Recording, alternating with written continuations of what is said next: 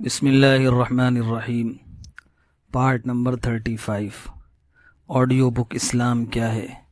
تالیف حضرت مولانا محمد منظور نعمانی نور اللہ مرقدہ۔ 13واں سبق ہے دین کی کوشش اور نصرت و حمایت۔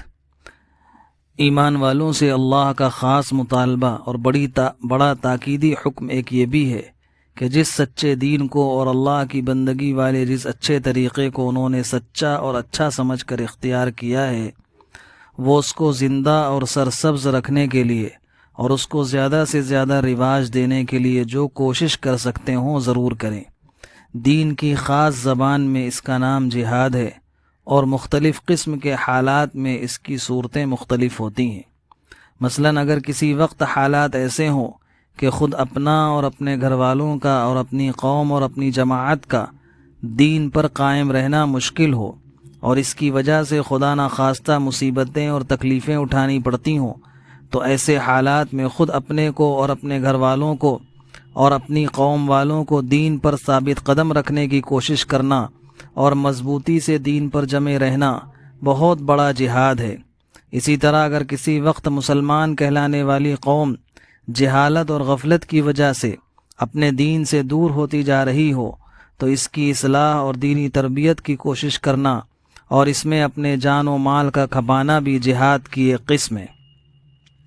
اسی طرح اللہ کے جو بندے اللہ کے سچے دین سے اور اس کے نازل کیے ہوئے احکام سے بے خبر ہیں، ان کو معقولیت اور سچی ہمدردی کے ساتھ دین کا پیغام پہنچانے اور اللہ کے احکام سے واقف کرانے میں دوڑ دھوپ کرنا بھی جہاد کی ایک صورت ہے۔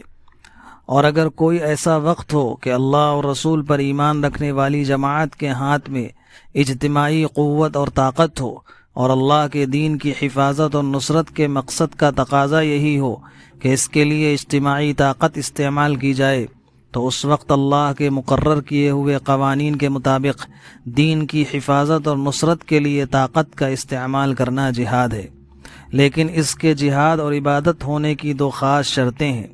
ایک یہ کہ ان کا یہ اقدام کسی ذاتی یا قومی مفاد کی غرض سے یا ذاتی یا قومی تعصب اور دشمنی کی وجہ سے نہ ہو، بلکہ اصل مقصد صرف اللہ کے حکم کی تعمیل اور اس کے دین کی خدمت ہو۔ دوسرے یہ کہ اس کے قوانین کی پوری پابندی ہو۔ ان دو شرطوں کے بغیر اگر طاقت کا استعمال ہوگا تو دین کی نظر میں وہ جہاد نہیں، فساد ہوگا۔ اسی طرح ظالم و جابر حکمرانوں کے سامنے، چاہے وہ مسلمانوں میں سے ہوں یا غیر مسلموں سے، حق بات کہنا بھی جہاد کی ایک خاص قسم ہے، جس کو حدیث شریف میں افضل الجہاد فرمایا گیا ہے۔ دین کی کوشش اور حمایت اور حفاظت کی یہ سب صورتیں جن کا ابھی ذکر ہوا، اپنے اپنے موقع پر یہ سب اسلام کے فرائض میں سے ہیں، اور جہاد کا لفظ جیسا کہ اوپر ہم نے بتلایا درجہ بدرجہ ان سب کو شامل ہے۔ اب اس کی تاکید اور فضیلت کے متعلق چند آیتیں اور حدیثیں اور سن لیجئے۔ وَجَاهِدُوا فِي اللَّهِ حَقَّ جِهَادِهِ هُوَ اجْتَبَاكُمْ، اور کوشش کرو اللہ کی راہ میں جیسے کہ اس کا حق ہے، اس نے اپنے دین کے لیے تم کو منتخب کیا ہے۔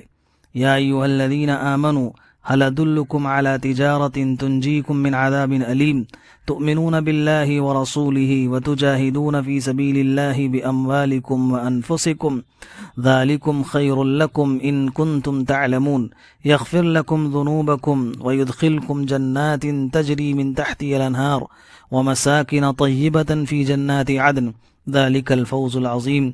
کہ اے ایمان والوں، کیا میں تمہیں ایک ایسی تجارت اور ایسے سودے کا پتہ دے دوں جو دردناک عذاب سے تم کو نجات دلا دے؟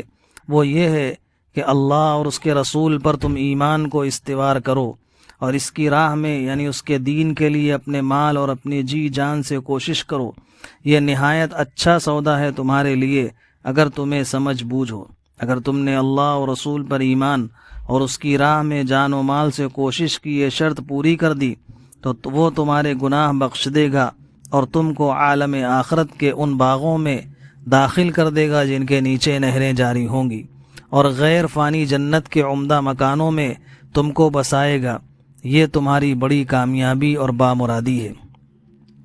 حدیث شریف میں ہے، رسول اللہ صلی اللہ علیہ وسلم نے ایک دن خطبہ دیا اور اس میں ارشاد فرمایا، اللہ پر سچا ایمان لانا اور دین کی کوشش کرنا سب اعمال میں افضل ہے۔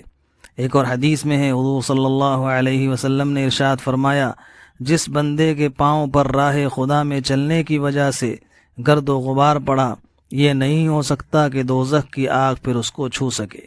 ایک اور حدیث میں ہے، حضور صلی اللہ علیہ وسلم نے ارشاد فرمایا، تم میں کسی شخص کا خدا کی راہ میں یعنی اللہ کے دین کی جد و جہد میں اور اس کی نصرت و حمایت میں کھڑا ہونا اور کچھ حصہ لینا اپنے گھر کے گوشے میں رہ کر 70 سال نماز پڑھنے سے افضل ہے۔